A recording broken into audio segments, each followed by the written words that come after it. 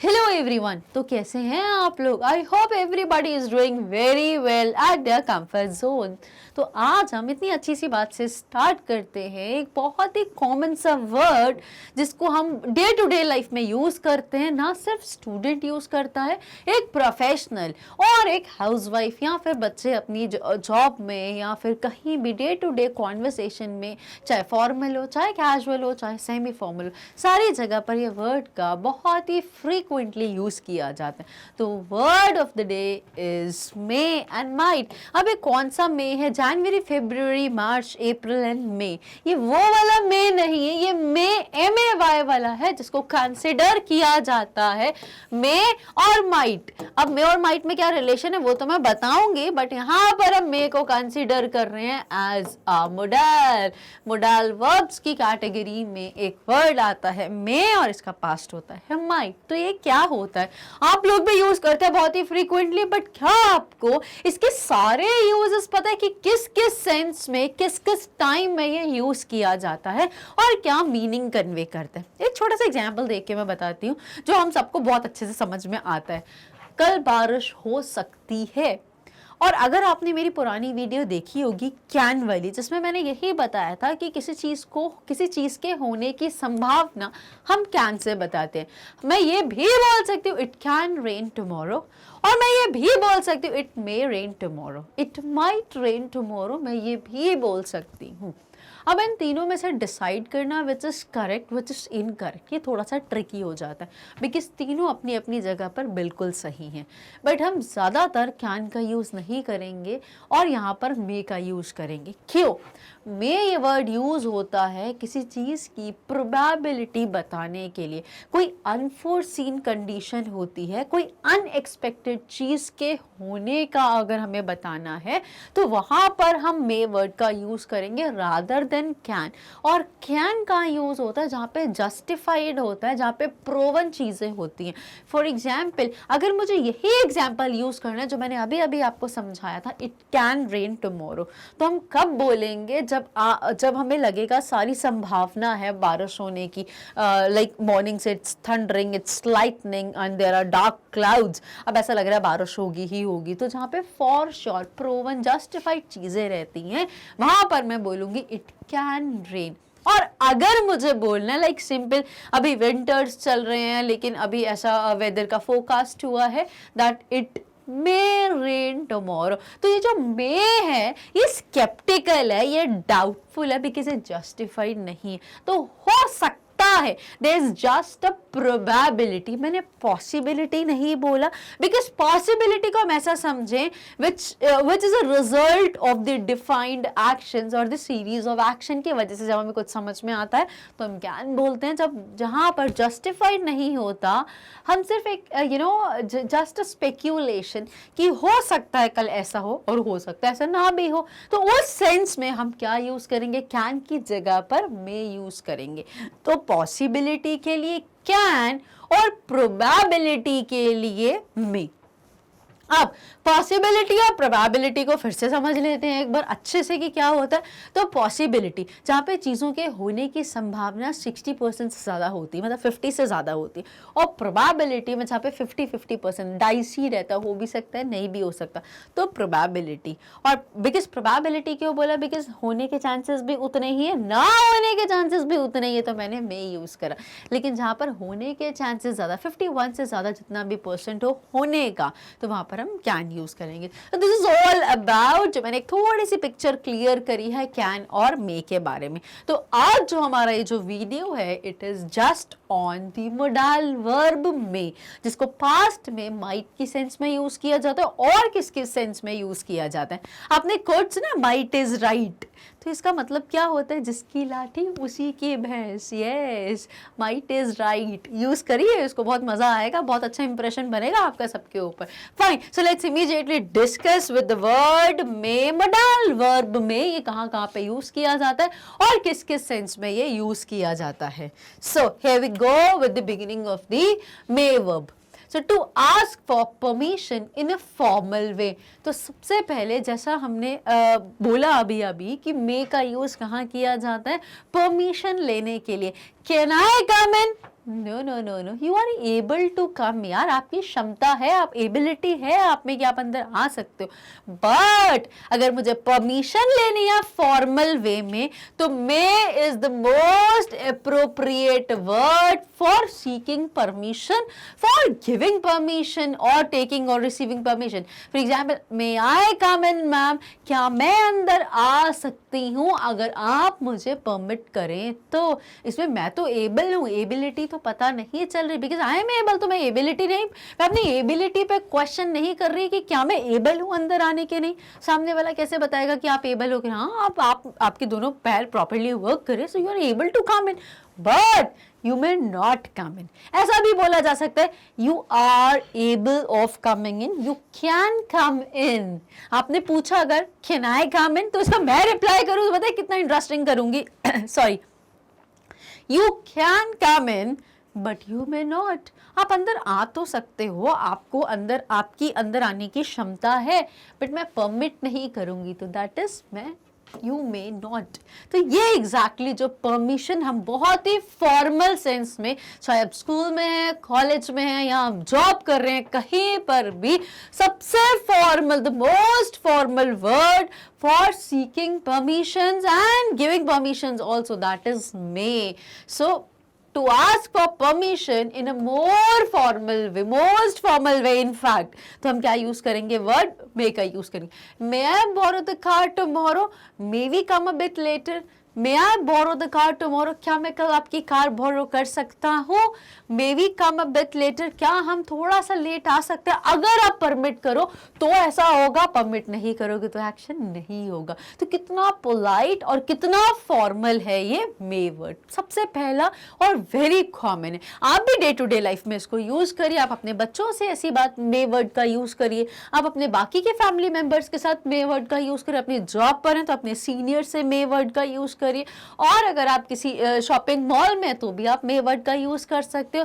May I touch the quality of the product, may I know the price please. तो बहुत अच्छा, बहुत ही decent, बहुत ही फॉर्मल, बहुत ही प्रोफेशनल साउंड करता है, बहुत ही सोफिस्टिकेटेड पर्सनालिटी को बताने के लिए यूज किया जाता है। ट्रस्ट मी गाइस, करके तो देखो।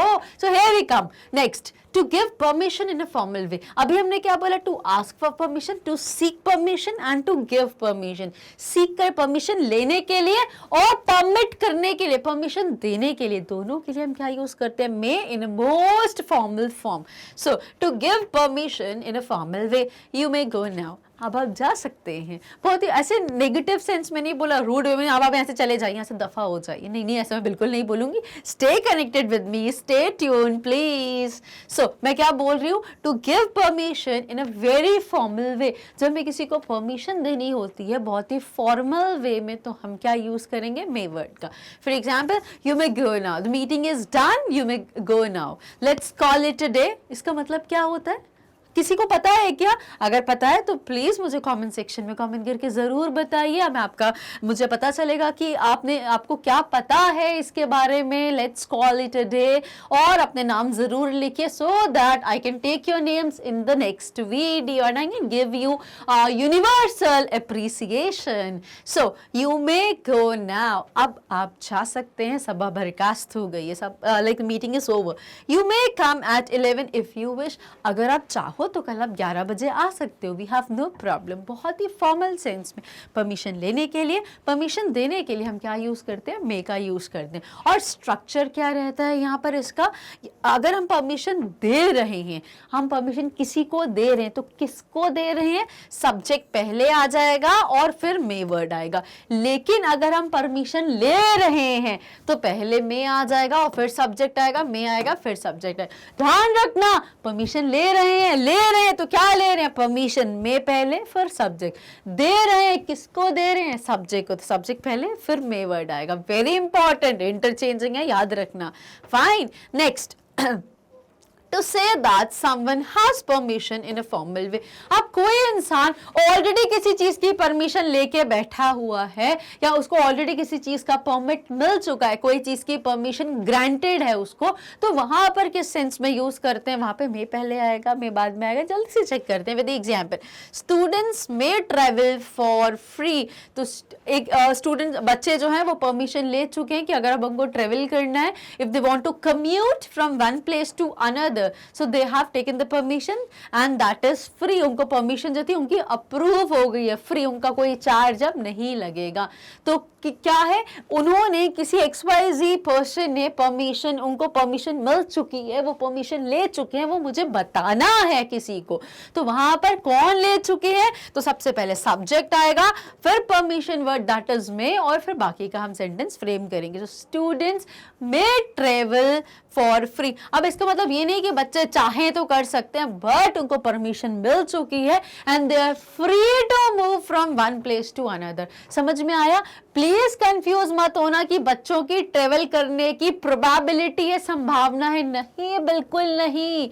ये किस सेंस में यूज किया जा रहा है? Students may travel from one place to another और students may travel for free, ये इस सेंस में यूज किया जा रहा है। सब्जेक्ट के बाद में अगर वर्ब आया है, वर्ब कौन सा? मे, मोडाल वर्ब वाला। सब्जेक्ट के बाद में मोडाल वर्ब आया तो हमें समझ में आ रहा है कि कोई XYZ पर्सन या ग्रुप ऑफ पीपल परमिशन ले चुके हैं किसी काम को करने की and they are permitted to do so. याद रखना, वेरी इंपॉर्टेंट, सब्जेक्ट पहले आया फिर मे आया तो वो किस सेंस में होता है? परमिशन देने के लिए।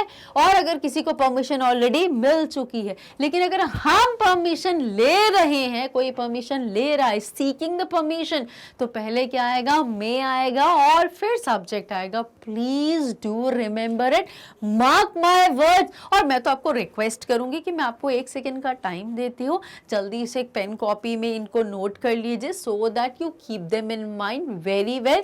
या फिर आप इस वीडियो को अच्छे से सेव कर सकते हो, और अगर कोई आपको गलत बोले तो आप उसको वीडियो शेयर कर दीजिए, दैट्स इट। और उनको भी बोलिए आप सब्सक्राइब कर लो, ताकि आपको खुद से पता चलते रहे क्या क्या अपडेट्स हो रहे हैं और क्या क्या चीजें जो मुझे पता चल रही हैं आप सबको भी पता होनी चाहिए, राइट? ये टास्क कर लीजिए।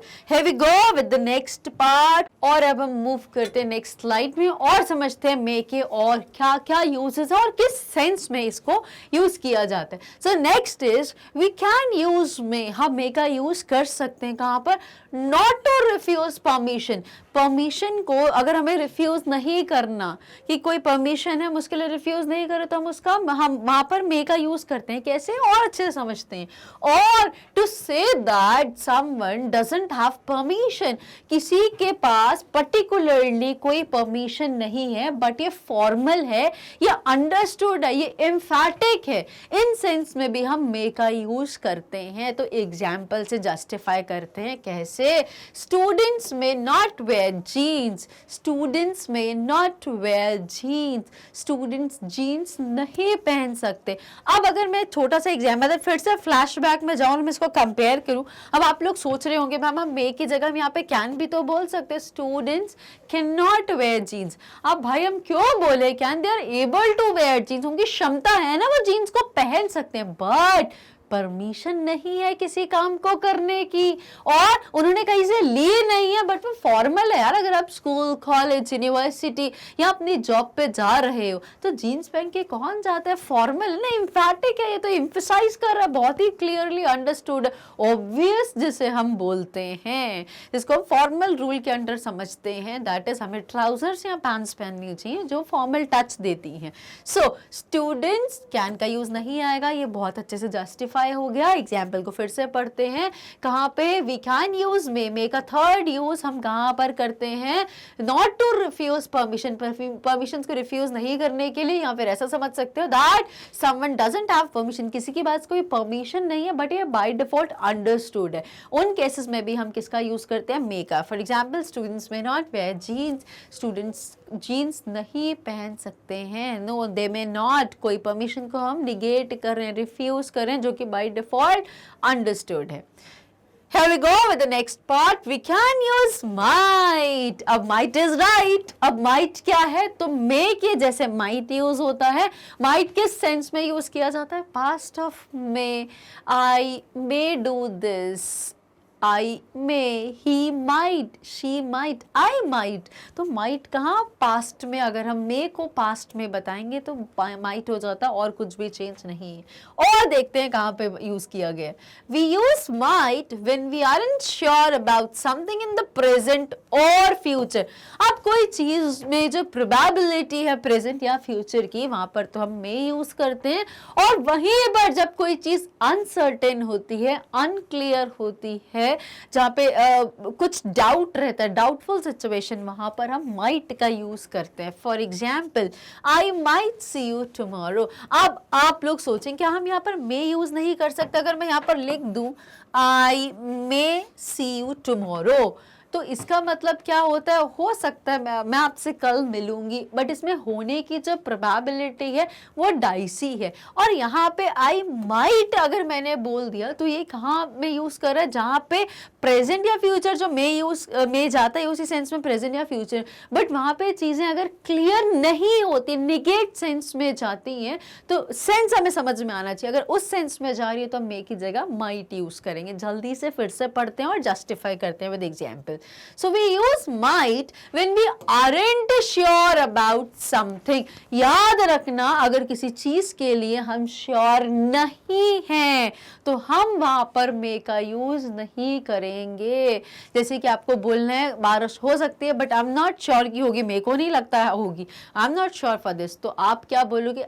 It might rain too. It might not नहीं बोलोगे, क्योंकि हम नॉट तो बाय डिफॉल्ट है ना माइट में, हम तो ना ही बोलना चाह रहे हैं कि मेरे को नहीं लगता कि कल होगी, तो हम क्या बोलेंगे? नॉट की जगह पर.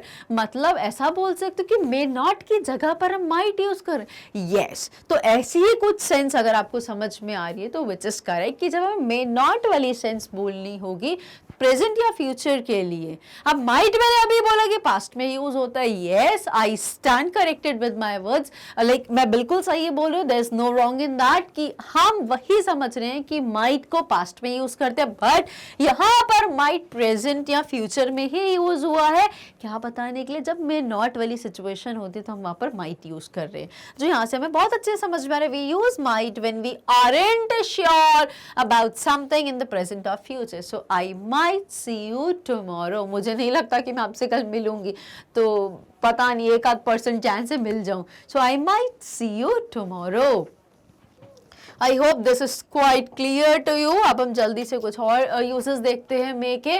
We use may have, may have and might have to make guesses about the past. अब may have और might have, तो have का मतलब क्या होता है? होना.